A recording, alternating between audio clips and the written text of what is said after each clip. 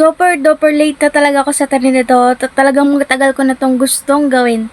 Pero this time, ayan, tatry natin siya kung kaya ko talaga.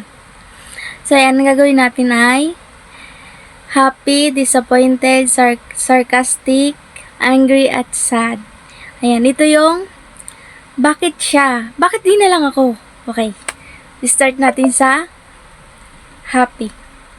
Bakit siya? Bakit di na lang ako? Disappointed. Bakit siya? Bakit hindi na lang ako? Sarcastic. Bakit siya? Bakit hindi na lang ako? Angry. Bakit siya? Bakit hindi na lang ako? Sad. Bakit siya? Bakit hindi na lang ako?